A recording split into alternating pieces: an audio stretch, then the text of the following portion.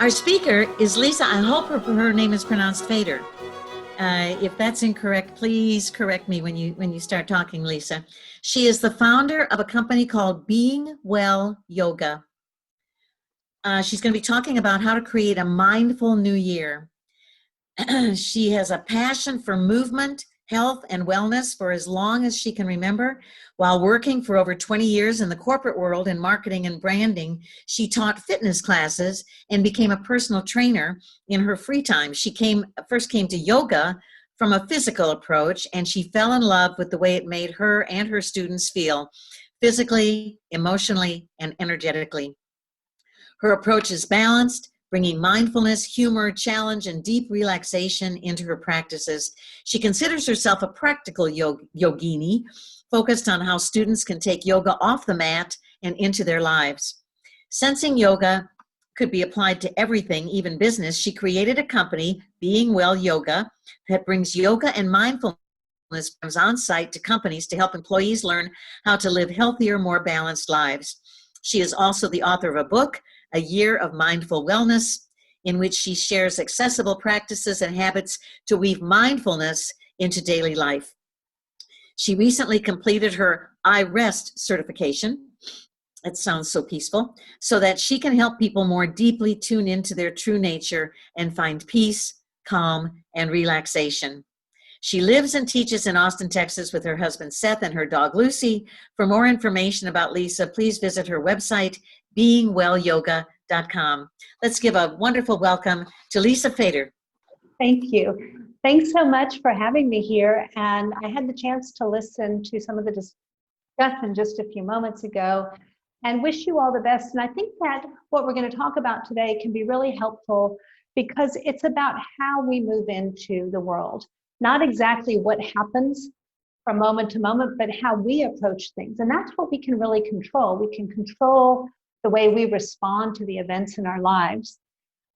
A lot of what I do is really designed to take you out of a mode of being reactive, give you a chance to pause, touch base with your truth that's within you and your mission and your path, and then move from there. So what I want to talk to you today about is how to move mindfully into the new year. And we're going to focus on two different things in particular. One is setting intention, and one is creating boundaries. And whether you are working or not, we need to kind of put some structure in our lives so that we know what we're doing at any given time and can give our full attention to that. And I'll get into that a lot more. So I'm going to share my screen. And what I'll welcome you to do from time to time is to participate and leave some messages in the chat. And I think with my screen shared, I can see what's in the chat. But if I can't, I'll come out and in and out of my presentation so that I can see what you all are saying, because this is going to be interactive. And the more that you interact, the more I think you'll all get out of it. So, I think I'll be able to see the chat. I think. So let me just, I say that now I'm going to put this in presentation mode. I still think I'll be able to see. All right, so let's get going. I say that I'll be able to see. Let me just check one thing as we get started. All right, well, we'll see how it goes. If I can't see the chat, like I said, I'll come in and out. Because for me, what I'm seeing right now is a full screen of this presentation. So I may need to just come in and out of it, and you'll see me in between some slides. What we're going to do today is talk about creating a mindful new year. This is one of my favorite topics, and I was telling Shannon this morning, I'm really passionate about this, so I can get going. So I will make sure that I check in with you, and we will definitely finish on time, but I can get pretty passionate about this. When we talk about mindfulness, it's a big buzzword these days, I know that. And it's really simply about paying attention in the moment to your life so that you can be more responsive and less reactive. And by doing that, come to a place where you feel more at ease no matter what's going on around you. We can't control what goes on around us, but we can be mindful about how we approach things. I was listening to a CBS morning show maybe last week or the week before, and they were talking about this great new concept of bringing mindfulness off of a yoga mat and into the day. Well, that's what I've been talking about for years. So it could be revolutionary, but it's really also quite simple. So today we're going to check in together. I'll lead you through a very brief mindfulness practice so that if your mind is on the conversation we just had or what's happening later today, you can come back to being present. And we're going to talk about setting intentions, which is about, again, what you cultivate versus exactly what you do. Now, what you do will fall under that, but first we want to move with intention. Then we'll talk about kind of what the new abnormal is. It's not new anymore, right? This is, I keep saying the new abnormal. We're getting used to work during a pandemic, which has changed a lot of the way we interact with others. We'll talk about creating mindful boundaries and daily rituals so that you'll have some tools when I finish to take into your day and hopefully bring more mindfulness in. So having said that, we'll get started. Now, just make yourself very comfortable. So you might be sitting at your desk, you might be sitting on your couch, you might still be in bed or on the floor. I don't know how you're sitting, but make sure that you're comfortable. And if you're not comfortable, especially after, I know you've already been in discussion this morning, if you need to move or stretch, do that kind of intuitively. I'm not going to guide you through that. Do that a little bit intuitively, and then sit and get comfortable. Right? The reason we're going to do this is just now to hit the pause button, connect with yourself. We'll notice what's asking for your attention. We'll start to cultivate this inner resource. And the inner resource that I'm going to talk about is just the feeling that's within you, that's underneath or beyond all of the things that come and go, all of the stressors, all of the activities, all of the responsibilities, all of your relationships, all of the news. Beyond that, you're just this human being, and there's a vibration to that. And if you can tune into that and feel what that feels like, that can be this great resource when you're faced with a challenge that you can just pause and check in with yourself and then come back to that. So plant your feet on the floor if you're sitting somewhere. If you're lying down, just lengthen out on wherever you are. And if it's comfortable for you to close your eyes, then close your eyes. And if it's more comfortable for you to keep your eyes open, just look at nothing in particular. And if you're able to breathe in and out through the nose, close your mouth. If you're not able to breathe in and out through the nose, let your mouth stay open. Notice that you don't have to do anything and the breath is flowing. So bring your attention to the breath and let it flow in a very natural way.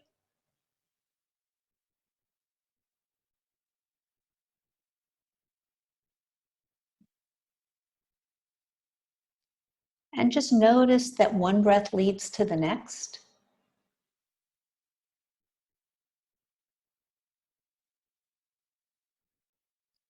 And notice there's a circular nature to the breath.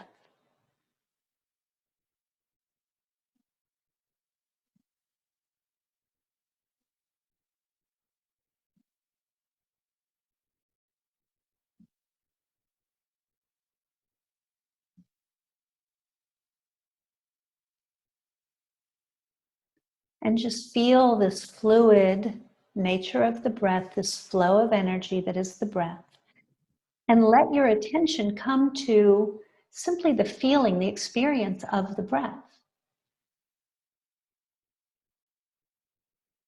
When you are interested in becoming present, the breath is this wonderful anchor for bringing you into the present moment, because it's always happening, and it's always happening right now.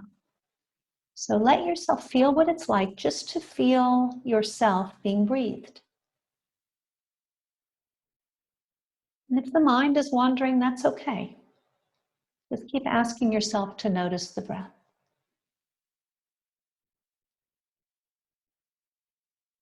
And then you can allow the breath to gently move into the background. And take a look, just let your attention be free to roam around the physical body so that you can feel where there is some sensation. Maybe you feel some energy or a tightness or a strength or a constriction. Don't worry about the labels, just feel the sensations that are present in the body.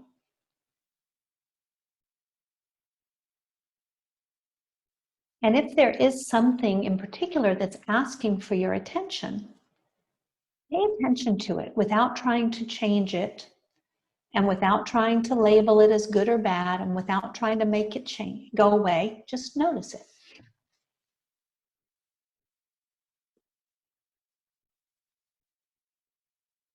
You might notice one thing and then in a moment or two notice something else. Don't get too caught up in any one thing. Have a sense of not needing closure. You can just notice something and then something else.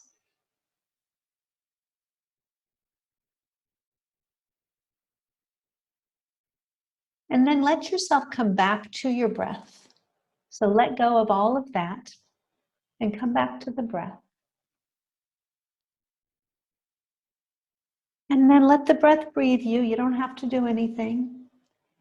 And notice the feeling of just being, right? When you're not doing anything, what does it feel like? When you're not doing anything and you're still awake, what does it feel like?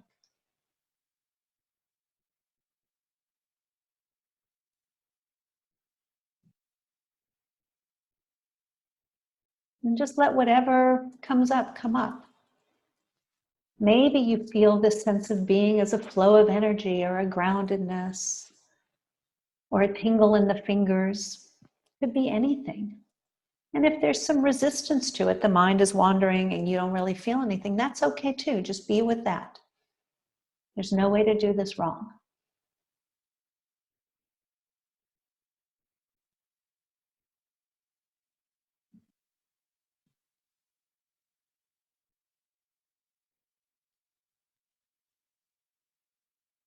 And then when you're ready, come back to your breath.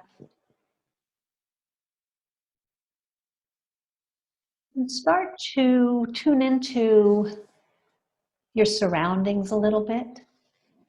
And open all of your senses. You might notice this moment through your senses. Maybe there's a taste present in the mouth, coffee or toothpaste or whatever. Just notice that. Notice the sounds, in addition to the sound of my voice, any sounds around you. Maybe there's a scent or a fragrance to this moment. And whether the eyes are open or closed, maybe you see something, maybe there's something visual. And then what do you feel? What are the feelings? Maybe just the temperature of the air that you feel on your skin, or the weight and texture of the clothing that you're wearing on your body. The senses open. And then sense the environment around you and start to deepen your breath. Now you will take some management of the breath. Deepen it, and on your exhale, let out a sigh. On your inhale, bring the breath in. Exhale, sigh out. Roll your shoulders a little bit, wiggle your fingers, and when you're ready, blink your eyes open and closed a few times, and then allow them to remain open. Welcome back. Let out another sigh. Let's just do a collective sigh. We can't hear each other, but we know we're sighing together. And if you have any comments, you can just put them in the chat as to how you're feeling. Does anyone feel worse after doing that than they felt before? Or how do you feel? There's a word that has come to you. You might share that, and we'll move on. Beautiful. Yeah, I love seeing these words come across. Calm, great. If there's anything else you want to share, aware. And it's helpful, I think, to relax, center, to see these words. Everyone's going to experience this differently. And if you're not feeling these things that are coming across the board, like great and aware, if you're feeling agitated, that happens sometimes, right? We're starting to pay attention. And sometimes we have to peel some layers off before we get to some peace. And I always like to remind people that when you sit in meditation, it's not all rainbows and unicorns, right? In fact, it very rarely is. Occasionally there's a rainbow or a unicorn. Sometimes you're just more aware of anxiety. Yes, exactly. All right, well, thanks for participating in that. Now we're gonna keep going now that you're here. So we're gonna set the intention. And when we set an intention, like I know a lot of people make New Year's resolutions, and I used to do that also. And I still do in a way, but I start with an intention. As I mentioned at the beginning, an intention is how you want to be versus what you want to do. And you will, when you decide how you want to be, the things that you do, you can see if those live in harmony with how you want to be, and they tend to take on a different texture, a different, like a level of connection with the things that you actually have to do.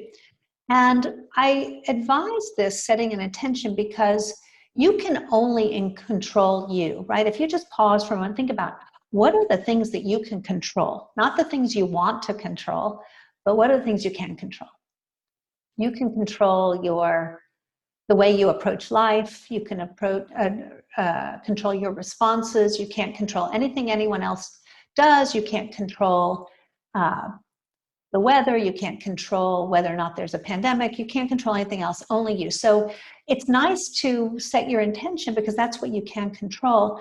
And I was listening to, I think, the Happier podcast with Gretchen Rubin, which I really like. And they were saying you can't really even judge your decisions based on the outcome, because you could make a very good decision and then things around you might happen that make the outcome not great. Or you could make a very bad decision and just maybe circumstances line up this one time that the outcome's okay, right? So but what can you control? How you come into it. So how do we decide how to set an intention, and how does that work? I typically will set an intention. It's a word that is an umbrella for my year. And then on a daily basis, I will wake up and say, you know, what is my intention for today? And it's usually based on what I have going on. So a few years ago, I think the last time I spoke to this group, my intention for that year had been courage. I wanted to try something different, and I tend to keep coming back to the things that are comfortable and familiar. So I wanted to have courage, and I wanted to gather the content that I had been working with in some different way. And the result of that intention was my book that I wrote that year. And when I decided I didn't want to work on it or I didn't feel like it, I had to look at that word that I set out for myself. And I said, what would a courageous person do? Oh, a courageous person would sit down at her desk for an hour and write. And it resulted in a book. This year, my intention for the year, the word that keeps coming back to me time and time again is nourishment. I have felt through the course of this year, like many of us, very exhausted. And I feel that I want to focus on, also have, you know, like many of us, messages about diet and what we should eat from years ago that I want to kind of deal with. And I also am in a work where I can have the opportunity where I can nourish other people through my teachings. So I'm taking for myself nourishment in all senses, what I eat, what I digest in terms of relationships and media, how I rest, all of it. So, and then on any given day, like today, as I set my intention, it was to connect. Since I knew that I had some teaching to do, my intention is to connect. So considering that, and as you think about what your intention maybe for the year will be, and I'm going to show you some examples in a moment, just take a moment before you do, as you come into the year, I want to ask you a couple of questions about the past year, which has not been, for most of us, the easiest year. So just, you can take notes on this, or you can just really think about it, however you want to deal with it. But I'm going to ask you to reflect on 2020. And the first question is, what challenges did you face? It's like, how much time do you have, right? Just consider it, you know. And if you have anything, you know, you can always share any thoughts on any of this in the chat. And maybe wait till we finish with all the questions before you do any sharing. I'm just going to give you about 30 seconds to consider that question. What challenges did you face?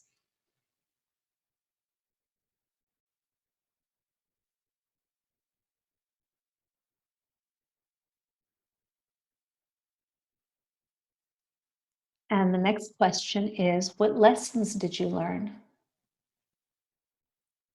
What lessons did you learn?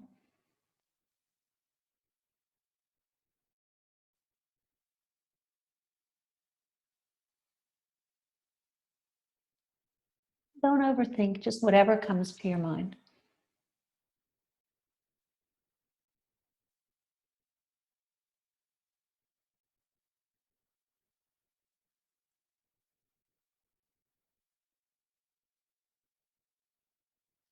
I just have 2 more questions on this reflection. So the next one is, how did you grow?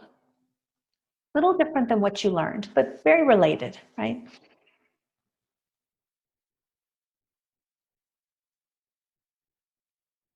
Because chances are how you grew is a direct relationship to what you learned.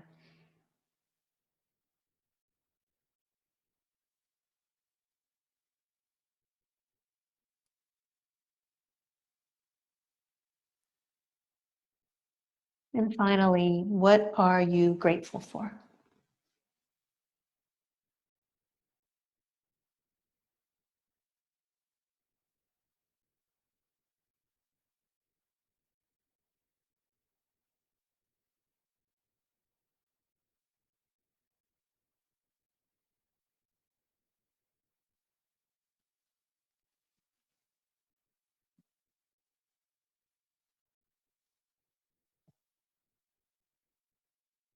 So just sit with that for a moment and see how that feels, this reflection of the year. And this is, I want you to, as we move into this time together, have an attitude of non-closure. We're not going to tie everything up with a ribbon today. I'm going to bring up some things that I would encourage you to continue to reflect upon, to journal on, to think about, to talk with others that you trust maybe, or whatever you want to do with this. But we're not going to come to closure during this time that we have together.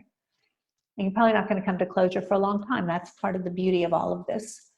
All right, so considering what you just reflected upon, what do you want to cultivate in 2021? A word or a phrase that you would like to be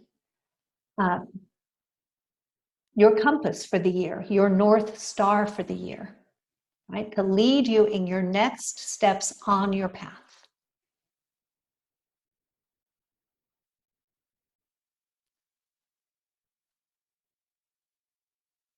And just consider that.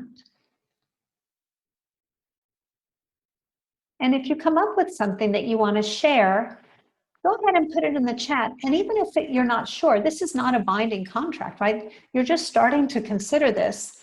But if you have something that you think resonates or that feels okay, put it in the chat, because by putting it out there, this community can add support to it and we can give you a little bit of forward momentum with it.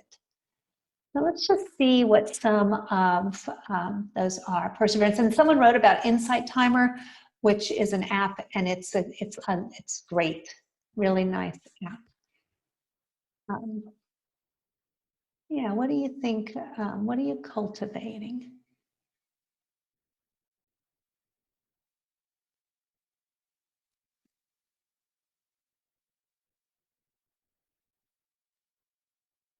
Resilience, perseverance. Yeah, this is kind of how you want to approach it. So when you come into a conflict, let's say, if your intention is resilience, that may change the way you come into conflict versus if you didn't really know what you were going to do, right? Compassion, kindness, staying in the moment, confidence, beautiful. Thank you for sharing these. Continue to do so if you're comfortable with that. Generosity. And you see how this is different for everyone, right? We all have approach that resonates with us, right? Listening, yeah, beautiful. And I'm going to, as you continue, feel free to continue adding these in. I'm just going to put some up here on the screen if you need some ideas, right? Patience, mindfulness, balance, leading. Maybe you want to be reliable, healthy. You know, what are your priorities? What's important to you? Courage, peace, kindness. Maybe you're wanting to be inspiring, rediscovering inner strength, healthy, beautiful. And then, you know, as I said, on any given day, you might have additional intentions. Let's say you're coming into, let's say you have an interview and you want to set your intention to be brave that day, or to be, to really,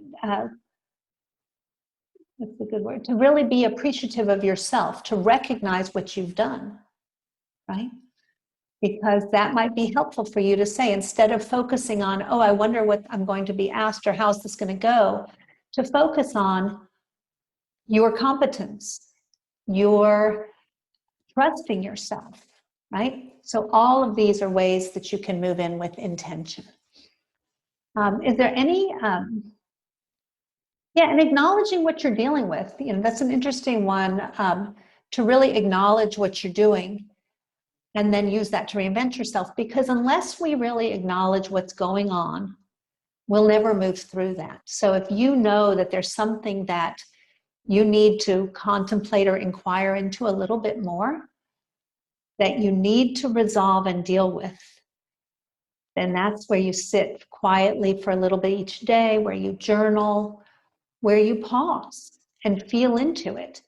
And instead of just wishing it weren't there, like if you have, I know I have some things that I judge myself on that's based on my conditioning. If I just try to plow through it, I'm probably going to just keep hitting the wall. But if I sit with it and consider why I have that, how I feel it in my body, I can meet it and greet it and move on. So, so I appreciate those comments. Any questions? So this is intention, moving through with intention.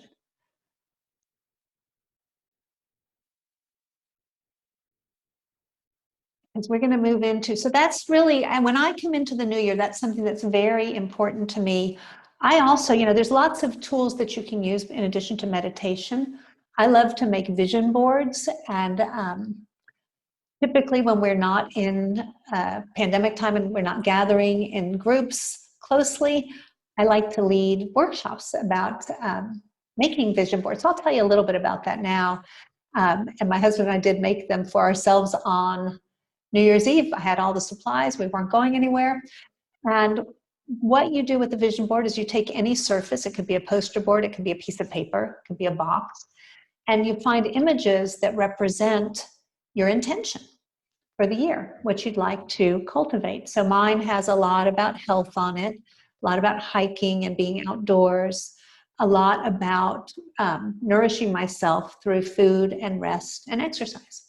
So yeah, New Year's Eve vision board party was fun. Just two of us sitting around making our vision boards. I had so many supplies. I told my husband, I was like, you only get 4 pair of scissors because I just have loads of things. And what I do during the year to prepare for vision boarding is I just collect catalogs or magazines that seem like they might have images that are interesting to me.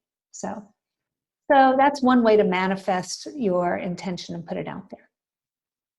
All right, so if there's any other questions, feel free. I'm going to blow out this candle behind me because I think it's getting near the end and I smell smoke and fire.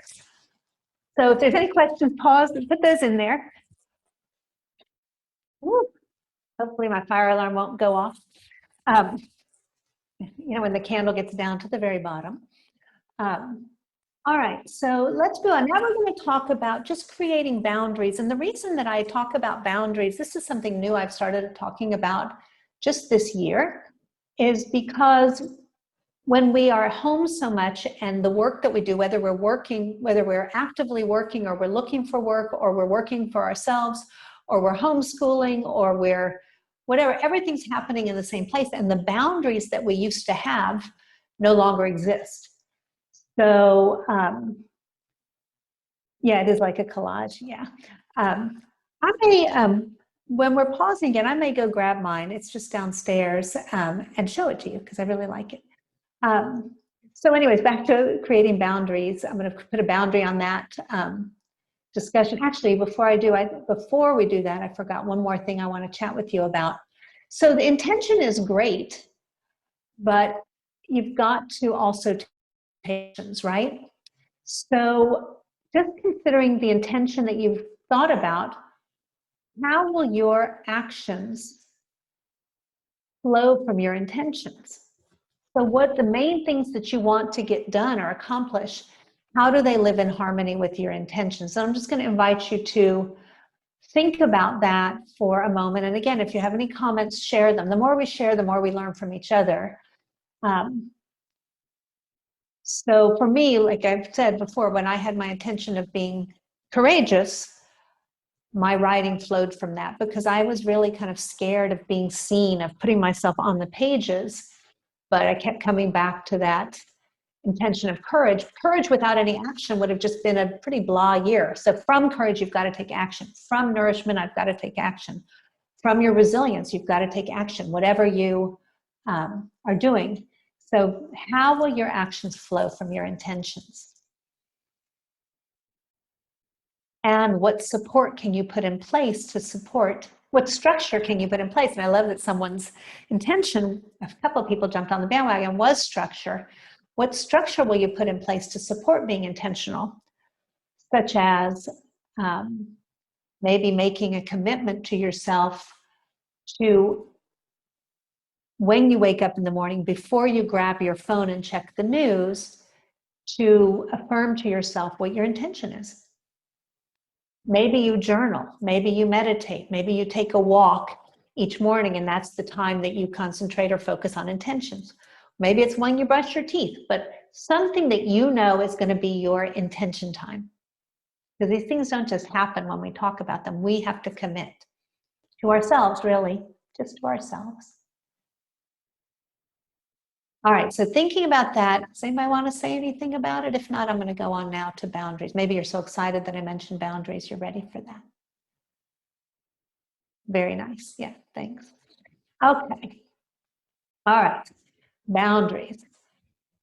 Just why are boundaries important, right? Who cares? I wasn't really thinking that boundaries were that important until all of the boundaries that I had kind of went away. I had a boundary of, teaching in a yoga studio or in a corporate office. And when that went away, that boundary was gone. So as I teach and set up this office, I had to create a new boundary. I couldn't just begin teaching anywhere. I had to have a space and do that. But why is it important? It's important because it helps you feel secure and content and present in what you're doing. You know you're in the right place at the right time doing what you should be doing. It increases your efficiency and enjoyment, helps to reduce stress and anxiety. For example, if you are eating breakfast and that's your workspace, your breakfast table is your workspace, which it is for many of us right now, how do you know if you're supposed to be eating breakfast or doing an activity, right? So you need some boundaries, and we have to create them when they don't exist. They help you establish clear expectations, and they provide a rhythm and a pace to life. And we're going to talk a lot about that in a moment, about creating rituals, right? Yeah, boundaries can be a filter from the tsunamis of others' intentions that can overwhelm. That's very lovely and as a way to put that. I really like that. Because we have to, it's kind of like your own little, a force field that's somewhat permeable, semi-permeable, but not completely permeable, that everything comes at you all the time. So creating boundaries, it's about saying no, and we'll talk about that. It's about saying yes when that's appropriate. Yeah, that was really nice. I love it. All right, so lack of boundaries create uncertainty, right? There's no physical separation between your home and other activities. For me, there's not right now. And there's no transition time between home and activities. So even if you had a commute that you didn't love, you had a commute probably at some point, or even a commute, if you're not actively going into an office right now, a commute to go to do an errand, a commute to pick up something at the store, a commute to visit someone, right? And now we have no transition time where we're not going anywhere. And I'm not, maybe some of you are going places safely, and I'm sure you are, but I think you know what I mean. And then there's no natural rhythm of the day when you're just always on, right? You're just always on. And I know I found myself, especially at the beginning of the pandemic, but also now sometimes just kind of wandering my house. So what should I be doing right now? And it became very interesting and did create a lot of uncertainty. Yeah, what will I wear to the couch? Well, that's, a very interesting thing, and I'll talk about that.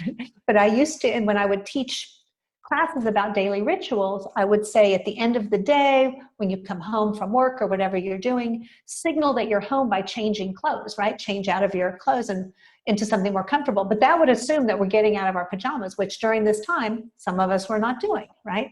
So let's just talk a little bit more about it. So whether you are, whatever you're doing, so if you are, in your job search, in your work that you do, to have some sort of dedicated space for that work.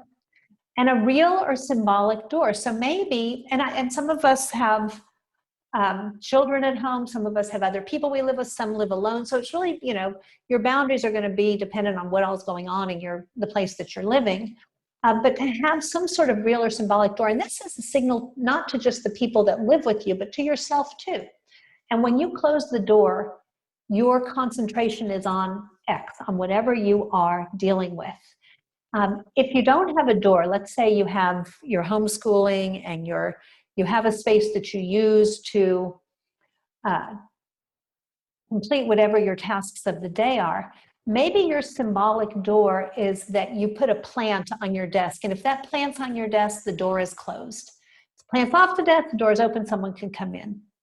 If you have privacy or noise issues, that's something to begin a dialogue about and notice and find a place where you can be quiet if you need quiet. Some of us work well with noise. Also, the ergonomics of it. If you are working or doing your tasks from bed, there's a lot of issues I have with that overall if you're never getting out of bed. But if you are doing it sometimes because you really feel comfortable, maybe you get a lot done there, is to think about the ergonomics and make sure that you're taking care of your posture and getting up. And then just signs and signals for yourself and for your family. I mentioned, having a real or symbolic door. You could also, maybe you have your favorite, hat that you wear for your favorite sports team. And when you're wearing that hat, it's do not disturb. Maybe you have another hat. When you're wearing that hat, it's if there's an emergency, you can come see me. And then maybe when you're not wearing a hat, or maybe you make it fun, maybe wearing a really funny hat, you're ready for people to come and interact with you. So just having some signs and signals, and they're for yourself as much as for everyone else, right? And then, we did have transitions in our lives that can help you create boundaries in your life, right? And to kind of be aware of what you're doing during these times. So one transition, first transition of the day, usually is from sleep to waking. Then from home to work or other activities. We're probably not leaving our home now for whatever activities. There's a transition to lunch, or there should be, in my opinion. You need to take a midday break. And there's a transition from whatever activities you're working on during a day to your downtime. There's home time, and then there's from awake to sleep. So you can use any of these times to establish boundaries. I'm going to look ahead and see where, yeah, okay. To establish boundaries during any of these times. If from sleep to waking, you have no boundary between sleep and picking up your phone and looking at the news, I would suggest or invite you to figure out a boundary in between. Maybe it's affirming your intention. Maybe it's stretching or doing just a little bit of breath work. Maybe you brush your teeth, or at least brush your teeth before you look at the news, but something before you just get into that, whatever it is. But let's talk about some of these transitions, helpful transition signals. Affirmations, like I just said, you can set an intention before whatever the work that you are doing, and that's just the work of our lives, right? It's not necessarily going into an office if you're not going into an office or have it set work right now, but the work that you do, right? The work that you do to cultivate the life that you want. So set an intention before you get up and go into your day, and then when you come home and you relax. A transition signal could be a to-do list. You could make that in the evening. You could make that in the morning. Get dressed. Now, we all need a pajama day here and there, right? And it's easier than ever to have one. But if every day is pajama day, then just have a little discussion with yourself about that. All I'm saying. Do take a break and have during these unstructured days. That's easier said than done, right? A lot of times we don't take that break for lunch.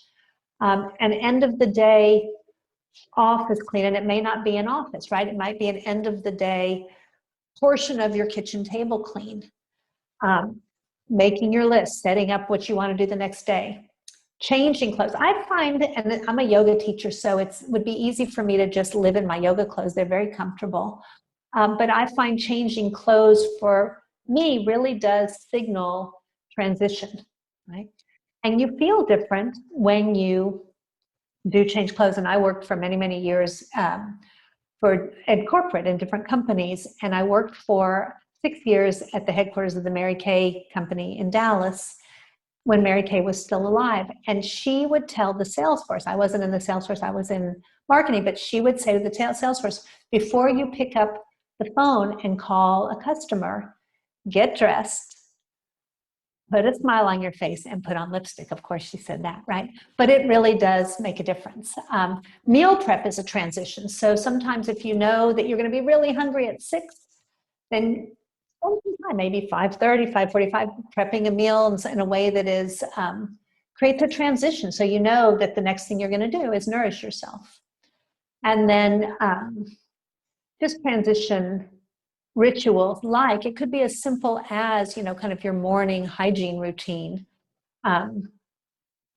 Maybe you brush your teeth. I brush my teeth. I use a neti pot because Austin, right? I empty the dishwasher all before I do anything else, and it really does kind of set my day.